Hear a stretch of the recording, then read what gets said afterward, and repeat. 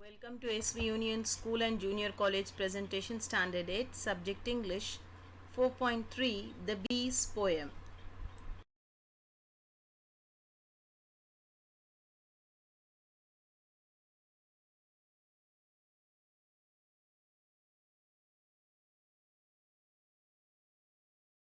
Now we are going to see the appreciation of the poem. The poem titled The Bees is written by William Shakespeare.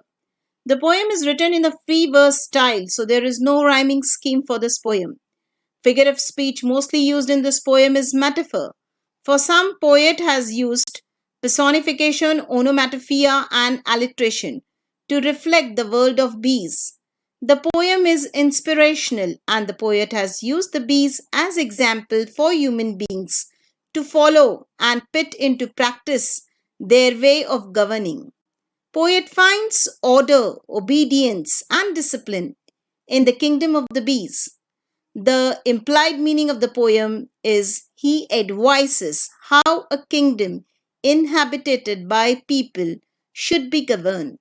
Language use in this is Old English, since he is the poet lived during the period of Henry V and Queen Elizabeth.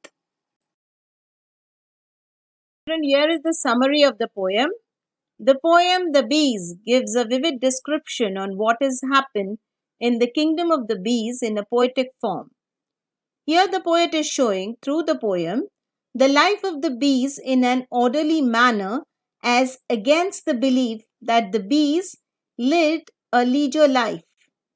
The bees have high standard, so also a set of rules that govern them. They lead a disciplined life. The poet tells us that the bees follow the division of labor with the king bee at the head of the whole work, and he carries a supervision regularly, and the magistrate bee do the corrective work. The merchant bee trade honey. Soldier bee bring honey after looting the summer flowers, and they protect the hives. The mason bees builds the hives with the help of other working group. Everyone is assigned special duty and does one's work diligently. If someone is lazy, they are punished also. The poem is surely a guide for all of us to follow the organized way of living from the bees. It is a thought provoking poem.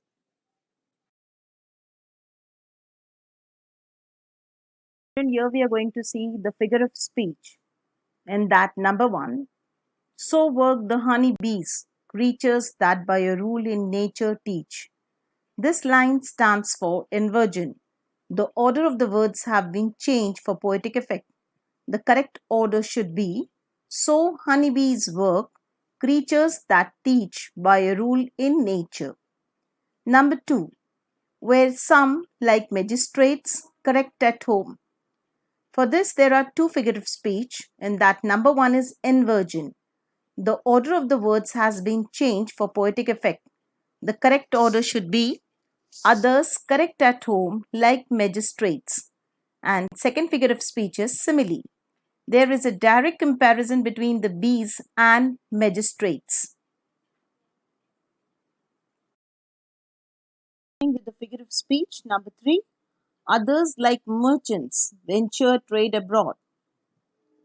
This line stands for figure of speech inversion. The order of the words has been changed for poetic effect. The correct order should be others venture trade abroad like merchants. Fourth line, others like soldiers armed in their stings. This particular line has three figure of speech, and that number one is alliteration. The sound of letter S has been repeated for poetic effect. Second one is inversion. The order of the words has been changed for poetic effect. The correct order should be others armed in their stings like soldiers. Third figure of speech is simile. There is a direct comparison between the bees and soldiers. With figure of speech, number 5, make boot upon the summer's velvet buds. Figure of speech for this line is personification.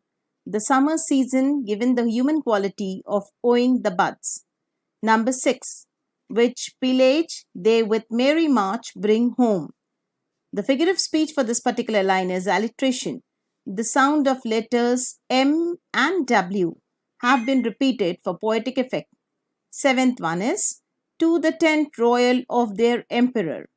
This line has two figure of speech in that number one is alliteration. The sound of letter T has been repeated for poetic effect. And second one is inversion. The order of the words has been changed for poetic effect. The correct order should be to the royal tent of emperor. Eighth one, the singing masons building roofs of gold. It stands for hyperbole. The use of word gold is to exaggerate the idea of how beautiful the honeycomb looks. Ninth one, the civil citizens kneading up the honey. This particular line has two figure of speech. Number one is alliteration. The sound of letter C has been repeated for poetic effect. And second one is repetition. The word the has been repeated twice for poetic effect. Tenth one is the poor mechanic porters crowding in. This line stands for alliteration. The sound of letter C has been repeated for poetic effect. Continuing with the figure of speech, 11th one. Their heavy burdens at his narrow gate. This line has two figure of speech. Number one is alliteration. The sound of letter H has been repeated for poetic effect.